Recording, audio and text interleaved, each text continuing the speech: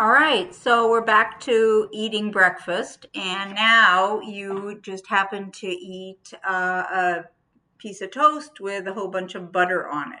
All right, and that's what you consumed. Now you put it in your mouth, chewed it, chewed it, chewed it.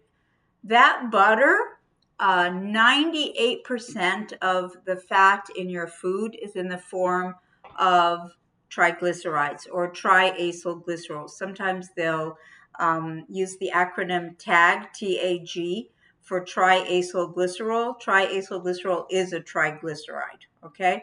So on the board, I think I wrote TAG, so just remember that's the same as triglyceride, triacylglycerol. All right, so in the mouth, nothing's happening, okay? Unlike carbohydrates where we had salivary amylase, there's no lipid digestion in the mouth. When the fat gets into your stomach, there's a little bit of digestion there. About 10% of the triglyceride hydrolysis occurs in the stomach. So we're going to write here for lipid digestion, 98% of dietary fat is in the form of triacylglycerol, so triglycerides. In the stomach, 10% of the hydrolysis of triacylglycerols occurs in the stomach. What hydrolysis are we doing? We're hydrolyzing the ester bonds, okay? So you can take a triglyceride. If you hydrolyze all 3 ester bonds, you'll end up with glycerol and 3 fatty acids. Remember when we did that in the lipid chapter?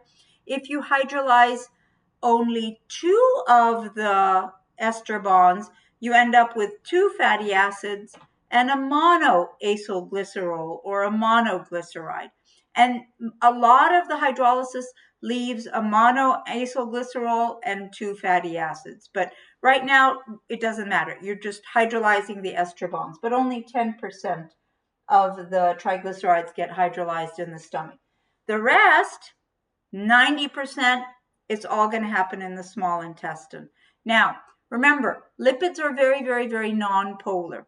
The environment in the small intestine, very polar. You've got all this water in there.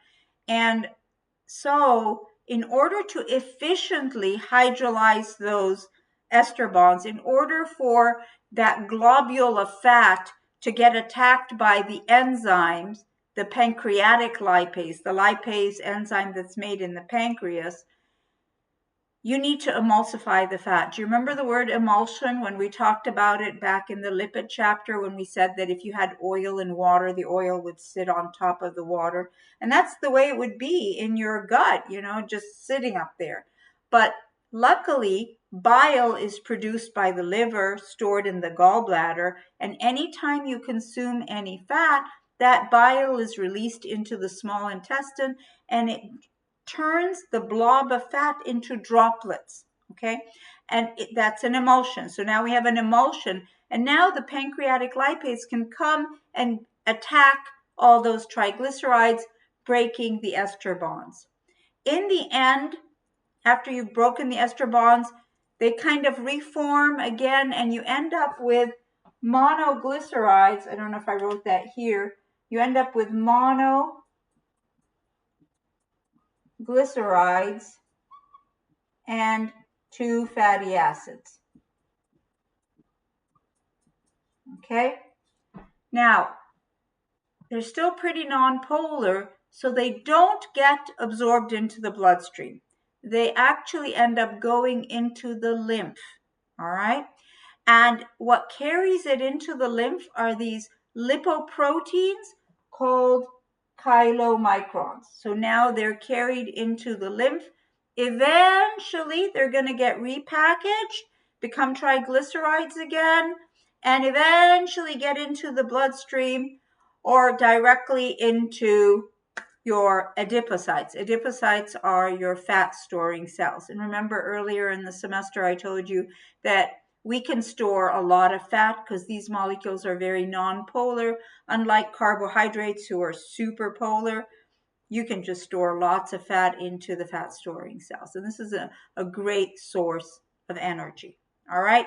So how do we get energy out of a fatty acid? So we talked about getting energy out of a glucose molecule, but how do we get energy out of a fatty acid? Well, do you remember the word acetyl-CoA? Do you remember that? Remember how in the transition reaction, you ended up turning glucose. So glucose was turned into pyruvate, and then pyruvate got turned into acetyl-CoA in the transition reaction. Remember how the two acetyl-CoAs then went into the Krebs cycle? Do you guys remember that? We just did that in the last video or the one before. Okay, so what happens with the fatty acids is that the fatty acids do something called beta oxidation. And this is happening in our bodies as we speak if we ate any type of fat. If your body needs to get energy out of fat, it gets the fat out of the fat storage cells. It hydrolyzes the ester bonds with lipases, and now all the fatty acids go through something called beta oxidation. This is how you get ATP out of the lipids. So the first step is to do beta oxidation. What does beta oxidation do? It turns the fatty acid into acetyl-CoAs. Now, depending on how big the fatty acid is, you're going to get a certain number of acetyl-CoAs. Remember how I told you that glucose gives you 2 acetyl-CoAs? Well, if you have a 16-carbon fatty acid, do you remember which one that is? Remember that one was palmitic acid, if it was saturated. 18 carbon was stearic, remember? 20 carbon, arachidic. Hopefully you haven't forgotten those things. All right, so how many and remember, acetyl-CoA is 2 carbons. So how many acetyl-CoAs are we going to get out of this 16 carbon fatty acid? 16 divided by 2, you're going to get 8 acetyl-CoAs. So that's a lot more than the 2 acetyl-CoAs we had from glucose, right? So what if I had a 20 carbon fatty acid, like arachidic acid? So 20 divided by 2, we would have 10 acetyl-CoAs. 10. Okay, great. Where do all those acetyl-CoAs go? They go into the Krebs cycle. Remember how the 2 acetyl-CoAs went into the Krebs cycle for glucose? Well, these guys, now 8 are going to go in, or 10 are going to go in. And then you're going to produce the NADHs and the FADH2s just like you did with the carbohydrates. And then guess what happens next? All those NADHs and FADH2s, they go to the electron transport chain. They pump their hydrogens into the intermembrane space. Then the hydrogens create this proton gradient, just like we talked about in the previous video. And then when they reach a certain pH, when the pH is pretty low, then there's a rush of protons through that F1, F0 protein embedded in the inner membrane. And then there's the ATP synthetase enzyme there.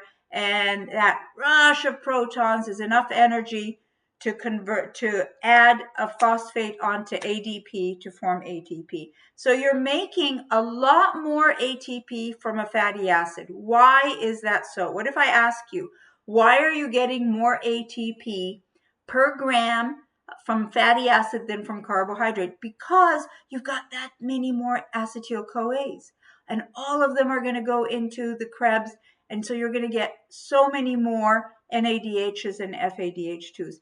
If you've had a nutrition class, you may remember that 1 gram of carbohydrate, anybody remember that? Gives you 4 kilocalories, or capital C calories, okay? 1 gram of fat or lipid gives you 9 kilocalories, or big C calorie. So you get a lot more calories per gram from a fat. Why?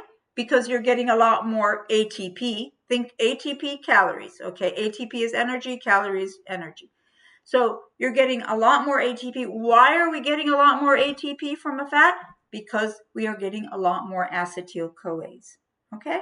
That's the idea here. All right, good. So we're done with lipids, and now we can move on to proteins.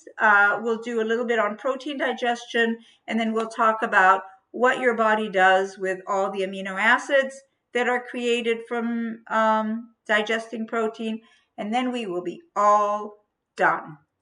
Yay, good job, guys. One more video, that's it.